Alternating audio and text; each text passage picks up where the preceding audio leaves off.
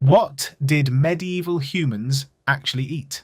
Think about what you had for dinner last night. Maybe it was pasta, maybe it was something you ordered from a place 10 miles away and it showed up at your door still warm in under 30 minutes. Maybe it was leftovers you reheated without a second thought. Now picture someone standing in a muddy field in the year 1200. They've been working since before sunrise, their hands are cracked, their back is done, and when they get home tonight, they're going to eat the same thing they ate yesterday, and the day before that, and every day before that, for their entire life. You would not recognize it as a meal. And the strangest part, what they ate wasn't just shaped by what grew nearby or what they could cook. It was controlled by their lord, by the church, by a system that decided, based on the family you were born into, what you were and weren't allowed to put in your mouth. For most people alive in medieval Europe, food wasn't a choice. It was a sentence. And here's what that sentence actually looked like. The bread you couldn't even bake yourself. Everyone ate bread. Peasant, noble, king, monk. Bread was at the centre of every medieval meal, every single day.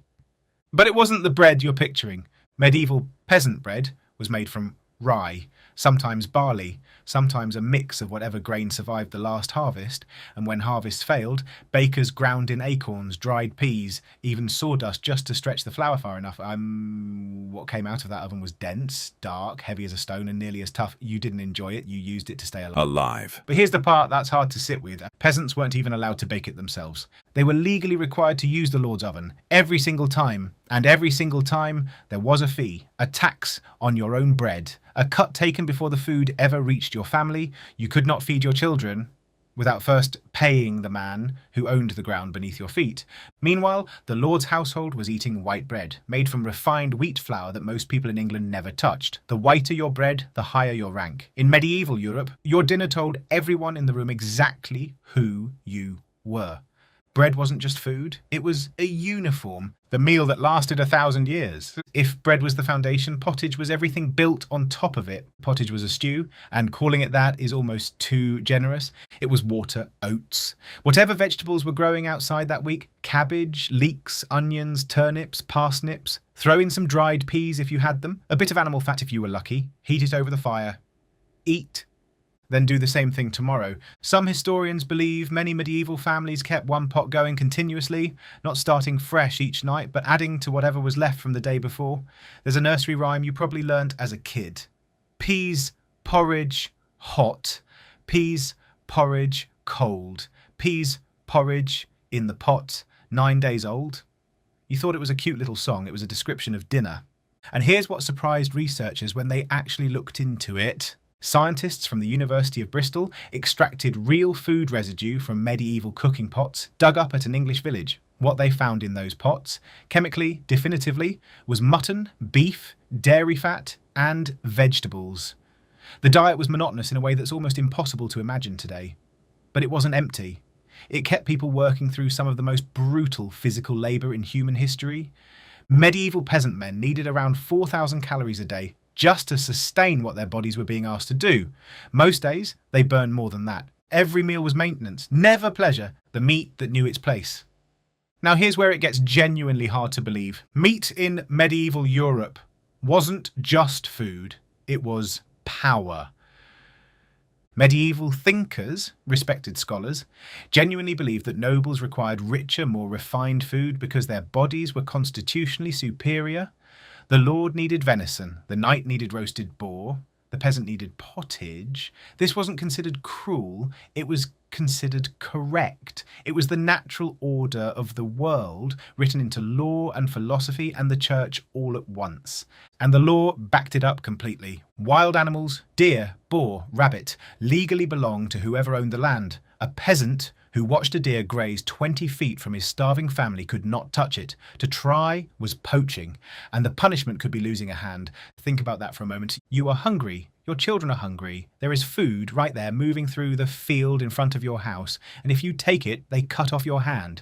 What peasants could eat was pigs, and pigs were valuable precisely because they needed nothing. They foraged in the woods on their own, ate scraps, and could be slaughtered any time of year. Nothing was wasted. Blood went into black pudding. Fat was rendered for cooking. Every part of the animal disappeared into something. Sheep gave mutton, though it was reportedly so stringy and tough that it was more obligation than meal. And while all of that was happening, while peasants rationed every scrap of pig fat and prayed the chickens kept laying, nobles were eating peacock. Actual peacock, redressed in its own feathers after roasting so it appeared alive at the table. Seal, swan, dolphin, whale, medieval feast records document all of it, not because these things necessarily tasted remarkable, but because serving them proved you could. The point wasn't the food, the point was the statement. Rarity was the meal, power was the seasoning. When the church controlled the menu, here's something most people don't fully grasp. The Catholic Church decided what medieval people ate for a significant portion of every single year. No meat on Fridays, no meat on Saturdays in many regions, no meat for the 40 days of Lent before Easter, no meat during Advent before Christmas, layer in all the scattered saints' days and religious observances, and you end up with meat being forbidden for over 100 days a year. Some estimates put it closer to 1 in every 3 days. For peasants, that meant fish, specifically herring. Cheap, abundant, easy to salt, easy to dry. Herring could survive months in a barrel and be carried far inland from the coast. It was the canned tuna of the Middle Ages, eaten constantly by almost everyone, rarely by choice. But the nobility weren't going to eat herring through Lent like common people. Their cooks got creative. Fish was reshaped and coloured to imitate meat dishes. Almond milk replaced dairy. Fake eggs, made from almond paste, cooked inside blown-out shells, coloured with spices, appeared on noble tables during fasting season. And one of the most audacious workarounds in food history, Benedictine monks successfully argued to Rome that newborn rabbits, because they emerged from burrows near water, were technically classified as fish under church law, and they were allowed to eat them. The people who made the rules also made the loopholes. Some things never change. The spice lie. You've probably heard this one. Medieval people used spices to cover the taste of rotting meat. It's not true, and the reason it's not true tells you everything about who actually had access to spices. Black pepper, cinnamon, saffron, ginger, cloves, these were not common pantry items. They travelled overland and by sea from Asia and the Middle East along supply chains that stretched thousands of miles.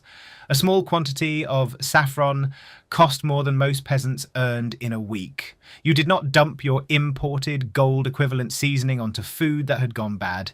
You used it to show off. Putting saffron in your sauce was the medieval equivalent of walking into a room wearing something everyone recognises as expensive. It announced wealth without requiring a word. Common seasonings for upper-class households included verjuice, wine, black pepper, saffron, and ginger. Most peasants never tasted any of them. The real story of food preservation is far less glamorous. Salt, smoke, fermentation. Meat was salted and hung to dry. Fish was packed in brine barrels. Vegetables were pickled in vinegar. Cheese, what historical sources call green cheese, meaning young and fresh, not aged, was a staple of the peasant diet, specifically because it lasted when nothing else did. The medieval pantry wasn't built around flavour. It was built around survival, around making food hold long enough to bridge the gap between now and the next harvest. Because if that gap got too wide, people died. Why everyone drank ale, including the children. The medieval people drank ale all day, children too. And before that shocks you, the ale they were drinking was nothing like what you'd order at a bar. Medieval small ale had an alcohol content of roughly 1%. It was closer to a lightly fermented grain drink. Thin, low, and honestly probably not great. But here's why it mattered. Water in a medieval town came from rivers and streams that also received everything the town threw away. Drinking it untreated could give you dysentery. Ale, because the water was heated during brewing, had most of the dangerous bacteria killed in the process. It wasn't a drinking culture, it was a public health solution that happened to have a slight buzz. It also carried calories.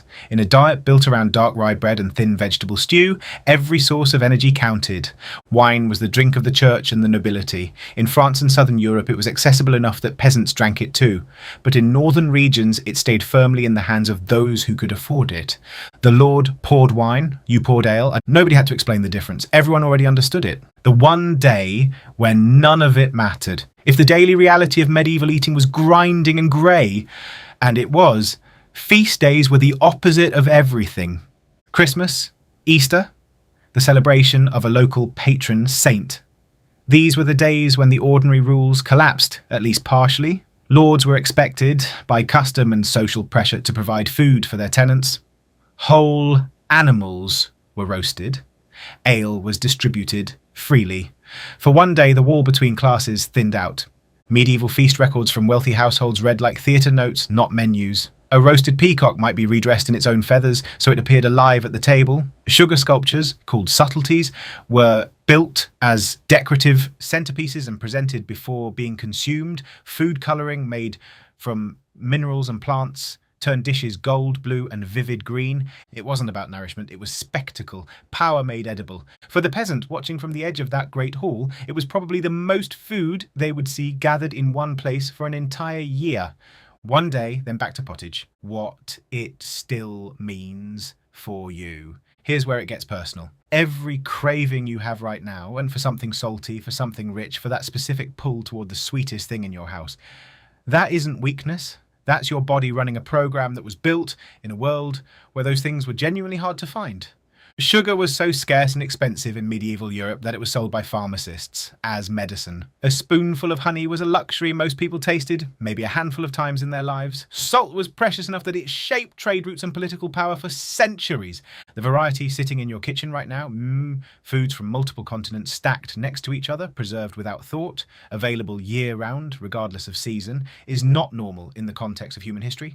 It is extraordinary. It is brand new. Most of the people who ever lived on this planet never experienced anything like it. A medieval peasant dropped into a modern grocery store would not be able to process what they were looking at. The abundance would be genuinely incomprehensible. Fruit from countries that hadn't been discovered yet. Meat that nobody had to raise or slaughter. Cold, sweet drinks sealed in metal. Food that required nothing from them. No labour, no land, no luck with the weather. It would look like the inside of a god's storehouse. And a medieval noble, with all their peacock and saffron and almond milk fake eggs, would recognise maybe a fraction of what you eat without thinking on an ordinary Tuesday. The history of what people ate is the history of who had power over who. It wasn't written in crowns and castles, it was written in bread. Dark, heavy rye bread, taxed before it reached your table, baked in someone else's oven on land you would never own. That's what most humans ate. For hundreds of years. And somewhere in you, in the way your body responds to abundance, in the way your eyes light up at a table full of food, that history is still right there. You just don't have a name for it.